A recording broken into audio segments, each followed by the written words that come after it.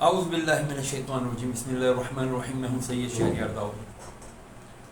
آج ایک سوال ہوا ہے کہ چوری ڈکیتی کرتے وقت مزاحمت پر اگر کسی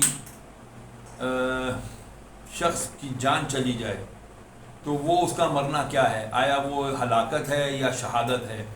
اور اگر اس کے وائس ورثہ اگر کوئی ڈاکو اگر اسی طرح کوئی ڈاکو مرتا ہے تو وہ کیا ہے؟ کیا وہ بھی شہید ہے یا اس کی ہلاکت ہے؟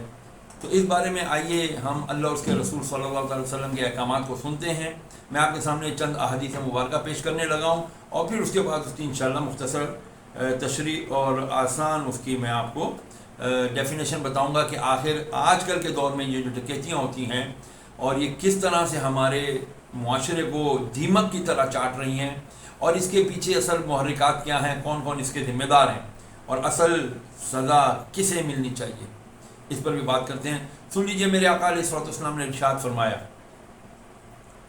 ایک صحابی رضی اللہ تعالیٰ عنہ آ کر کہتے ہیں کہ یا رسول اللہ صلی اللہ علیہ وآلہ وسلم، اگر کوئی شخص مجھ سے میرا مال چھیننا چاہے تو آپ صلی اللہ علیہ وسلم نے ارشاد فرمایا تم اسے اللہ کے خوف کی نصیحت کرو۔ اس نے عرض کی یا رسول اللہ، اگر وہ قبول نہ کرے تو فرمایا اپنے ارد گرد کے مسلمانوں سے مدد طلب کرو۔ اس نے عرض کیا اگر ارد گرد مسلمان نہ ہوں یا وہ مدد نہ کر سکتے ہوں، عاجز ہوں، ڈرتے ہوں، خوف زدہ ہوں، تو فرمایا بادشاہ وقت یا اس کے عملے سے، یعنی پولیس اور یہ دیگر ایجنسیز جو ہماری سیکیورٹی ایجنسیز ہیں، ان سے مدد طلب کرو۔ عرض کیا اگر وہ دور ہوں، وہ نہ ہوں اس وقت موجود، تو فرمایا پھر اپنے مال کی حفاظت کی خاطر اس سے قتال کرو، یعنی اس سے جنگ کرو، اس سے لڑائی کرو، تاکہ تم شہادت کا درجہ پالو یا پھر اپنے مال کو بچا سکو۔ یہ مسلم شریف کی میں نے آپ کو حدیث مبارکہ سنا دی۔ ایک اور حدیث مبارکہ سنیے۔ میرے آقا علیہ الصلوۃ والسلام سے پوچھا، یا حضرت ابو ہریرہ رضی اللہ تعالیٰ عنہ سے روایت کرتے ہیں، فرمایا ایک شخص رسول اکرم علیہ الصلوۃ والسلام کی خدمت میں حاضر ہوا اور عرض کیا رسول اللہ صلی اللہ تعالیٰ علیہ وسلم، اگر ایک شخص میرے پاس آ کر مجھ سے میرا مال چھیننے کی کوشش کرے تو آپ اس میں کیا فرماتے ہیں؟ فرمایا اس کو اپنا مال نہ دو۔ اور کیجئے، میرے نبی نے فرمایا اسے اپنا مال نہ دو۔ عرض کیا اگر وہ مجھ سے قتل و قتال کرنے لگ جائے تو پھر کیا کروں؟ یعنی وہ مجھے مارنے لگے، گن نکالے، مجھے خوف زدہ کرے تو کیا کروں؟ فرمایا تم بھی قتال کرو، تم اس سے مقابلہ کرو۔ عرض کیا اگر وہ مجھے قتل کر دے تو فرمایا تم شہادت کے رتبے پر فائز ہو جاؤ گے۔ عرض کیا رسول اللہ علیہ الصلوۃ والسلام اگر وہ مارا جائے تو ارشاد فرمایا وہ جہنم میں چلا جائے گا۔ اللہ اکبر! دیکھا آپ نے، یہ میں نے آپ کو نسائی شریف کی حدیث سنائی۔ ایک اور نسائی شریف کی حدیث سن لیجئے۔ حضرت سعید بن زید نبی کرم صلی اللہ تعالی علیہ وسلم نقل کرتے ہیں کہ جو شخص اپنے مال کی حفاظت میں لڑا، یعنی جو شخص اپنے مال کی حفاظت کی خاطر لڑا اور قتل کر دیا گیا، فرمایا وہ شہید ہے۔ اور جو شخص جان کی حفاظت کی خاطر لڑا، اپنی جان بچا رہا تھا اور وہ اس میں قتل ہو گیا، فرمایا وہ شہید ہے۔ اور جو اپنے گھر والوں کی حفاظت کی خاطر لڑا، اپنے گھر والوں کی جان کی حفاظت کرنے کے لیے اندر لڑا، تو فرمایا وہ اگر مر گیا تو وہ شہید ہے۔ تو آپ نے دیکھا کہ رسول کریم علیہ الصلوۃ والسلام نے ہمیں ہر جگہ پر ہماری صحیح طریقے سے اصلاح فرما دی ہے۔ اب عرض یہ ہے کہ آخر اسلام اس کے بارے میں کیا کہتا ہے؟ اب میں نے حدیث سنا کہ اسلام کا واضح فرق آ گیا، لیکن میں پھر بھی آپ کو بتا دوں کہ اسلامی آئین میں جو ہے یعنی اسلام کی اصطلاح میں یہ ہے کہ اگر کوئی کسی شخص کا مال ناحق خفیتاً چھپ کے لے لے، اسے چوری کہتے ہیں، اسے عربی میں سرقہ کہتے ہیں۔ اور اگر یہی برا عمل وہ علل اعلان کرے، یعنی سب کے سامنے کسی کا مال چھیننے کی کوشش کرے، تو اسے ڈاکہ زنی کہتے ہیں۔ اسلامی آئین اور حدود تعزیرات کی روح سے پہلے جرم یعنی چوری کی سزا کیا ہے؟ سنیے، چوری کی سزا مجرم کا دایاں ہاتھ کاٹنا ہے، سیدھا ہاتھ یہ کلائی سے کاٹنا ہے۔ جبکہ دوسرے جرم یعنی جو ڈاکہ کرتا ہے، جو ڈاکہ زنی کھلے عام لوگوں سے فون اسنیچ کرتا ہے، ان کے بیگ چھینتا ہے، ان کی گاڑیاں موٹر سائیکلیں چھینتے ہیں، تو فرمایا جو ڈاکہ زنی کرے گا تو پھر بحسب شرائط و تفصیل، پھر اس کی شرائط و تفاصیل آگے آتی ہیں، دایاں ہاتھ بھی کاٹا جائے گا اور الٹا بایاں پاؤں بھی کاٹا جائے گا، اینکل سے یعنی اس کے ٹخنے سے۔ جس نے ڈاکہ زنی کی اور وہ پکڑا گیا تو اب کیا کیا جائے گا؟ اس کا سیدھا ہاتھ بھی کاٹا جائے گا اور بایاں پاؤں، الٹا پاؤں اس کے ٹخنے سے، اینکل سے اس کا کاٹ دیا جائے گا۔ البتہ اگر ڈاکو کسی کا مال چھیننے کے دوران صاحب مال کو قتل کرتا، جس کا مال چھین رہا تھا، فون چھین رہا تھا، گاڑی چھین رہا تھا، بائک چھین رہا تھا، اگر اس دوران ڈاکو سے وہ شخص قتل ہو جاتا ہے تو اس صورت میں اس ڈاکو کی سزا بھی قتل ہے، کہ اس ڈاکو کو بھی قتل کیا جائے گا۔ اور اگر مال بھی چھینے اور صاحب مال کو قتل بھی کر دے، فون بھی چھین لیا، گاڑی بھی چھین لی، بائک بھی، کچھ بھی چھین لیا، اس کے بعد بھی اس کو قتل کر دیا، تو فرمایا پھر ایسے ڈاکو کو پکڑا جائے گا۔ تو شریعت میں اس کی سزا یہ ہے کہ اس کو سولی پر لٹکایا جائے گا، اس کو پھانسی پر لٹکایا جائے گا، اور پھر چھوڑا نہیں جائے گا، نیزوں کے ساتھ۔ حاکم وقت جو وہاں کا چیف قاضی وغیرہ ہوگا وہ بتائے گا کہ اب اس کو نیزوں کے ساتھ چبو چبو کے، اس کو نیزے گھوپ گھوپ کے جو ہے نا اس کو قتل کیا جائے گا، مارا جائے گا۔ یہ سخت سزا اس لیے شریعت نے رکھی ہے تاکہ کوئی اس کو دیکھے اور آئندہ وہ اس قسم کی کوئی حرکت کرنے کی کوشش نہ کرے۔ ہاں اگر ایسا ہو کہ وہ صرف مال چھینا اس نے اور اس کے بعد بھاگ گیا، تو اور بعد میں اگر وہ پکڑا گیا تو پھر اس کی سزا یہ ہے کہ اس کا دایاں ہاتھ اور بایاں پاؤں کاٹا جائے گا۔ یہ آ گئی اس کی چور کی سزا۔ اچھا اب یہ کہ آج کل لوگ پکڑ لیتے ہیں چوروں کو اور پھر ان کو کوئی جلا دیتا ہے، کوئی مارتا ہے، اتنا مارتا ہے اتنا مارتا ہے وہ جان سے ہی چلا جاتا ہے، حالانکہ بھی اس نے قتل نہیں کیا ہوا۔ تو یاد رکھیے عوام کو اس کے اوپر یعنی کہ تنفیذ، یہ جو شریعت کا حکم ہے، سزا کا حکم، یہ عوام کو دینے کا حق نہیں ہے۔ یہ حق صرف اور صرف کس کا ہے؟ یہ حاکم وقت یعنی گورنمنٹ کا ہے، یا اس کے نائب عدلیہ جوڈیشری کا ہے۔ عوام الناس بذات خود کسی پر حد قائم نہیں کر سکتے اور نہ ہی بذات خود کسی کا قصاص لے سکتے ہیں۔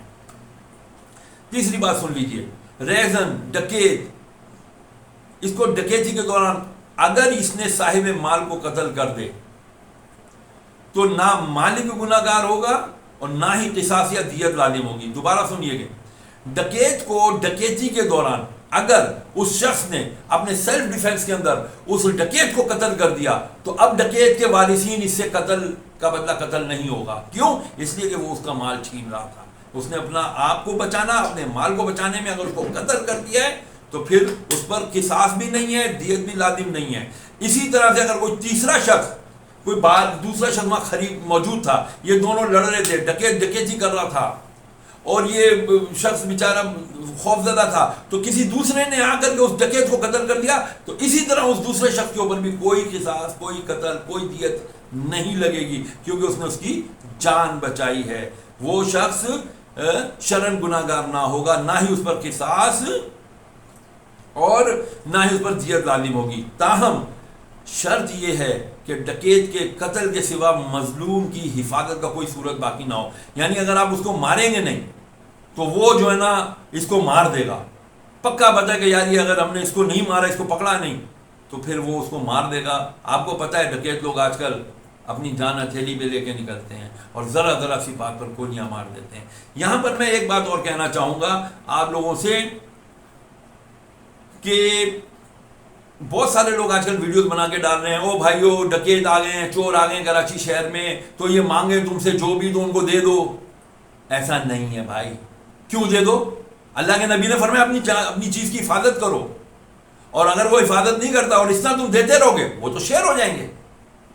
اب یہ آگے میں مزید تفصیلات اس کی بتاتا ہوں کہ اپنی املاک کی حفاظت کی خاطر اگر کوئی شخص، اپنے مال کی حفاظت کی خاطر اگر کوئی شخص قتل کر دیا گیا تو ایسا مقتول شرعن خودکشی کرنے والا شمار نہ ہوگا بلکہ از روئے حدیث وہ شہید شمار ہوگا. وہ بیچارہ اپنا مال کی حفاظت کر رہا تھا, اگلے نے ڈکیت نے اس کو گولی مار دی, اب یہ شخص جو مرنے والا ہے یہ مظلوم, یہ شہید ہے. اسی طرح سے املاک کی, اپنے جائیداد کی, پتہ چلتا ہے جی میرے پلاٹ پہ کسی نے قبضہ کر لیا, میرے گھر پہ کسی نے قبضہ کر لیا, وہ گیا اپنا قبضہ چھڑانے کے لیے, انہوں نے اس کو گولی مار دی, وہ مر گیا, تو یہ شخص بھی جو ہے شہید ہے. اور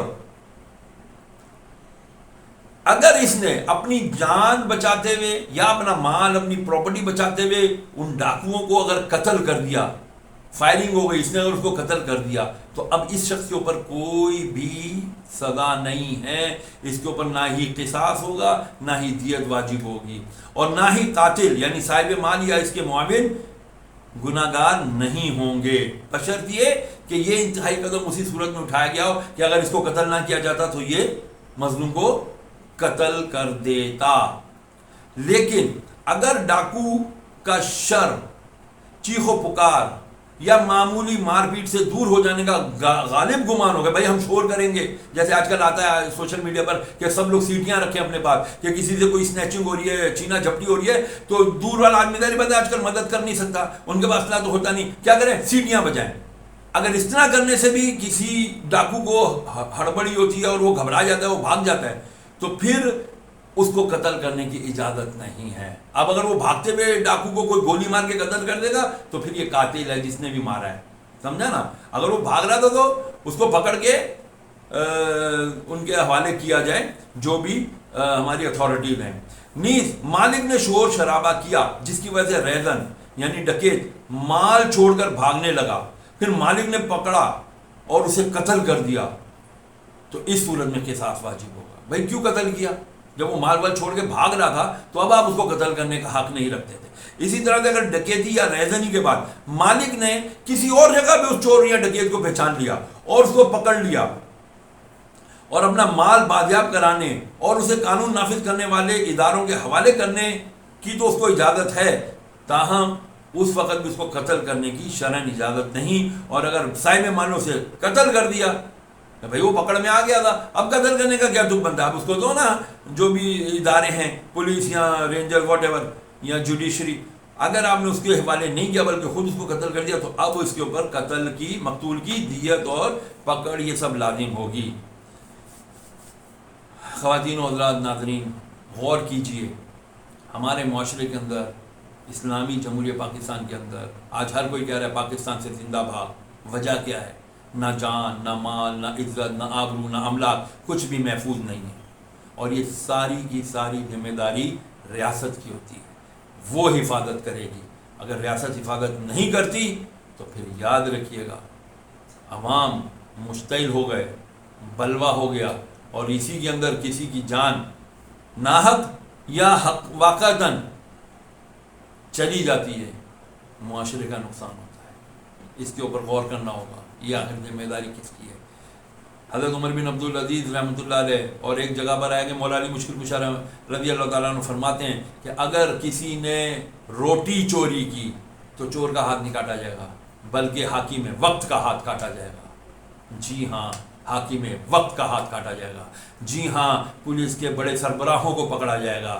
جی ہاں, ہمارے قانون نافذ کرنے والے اداروں کے سربراہان کو پکڑا جائے گا. اگر انہیں نہیں پکڑا جائے گا تو پھر یاد رکھیے گا اسی طرح ڈکیتیاں ہوتی رہیں گی, اسی طرح ناحق لوگ قتل ہوتے رہیں گے, اور ہم کفِ افسوس اور دعا فاتحہ کے سوا کچھ نہیں کر سکیں گے. اللہ تعالیٰ ہمارے وطن پر, ہمارے معاشرے پر, ہمارے اسلامی معاشرے کے اوپر اپنا فضل و کرم فرمائے. آمین. والسلام علیکم. السلام علیکم ورحمۃ اللہ.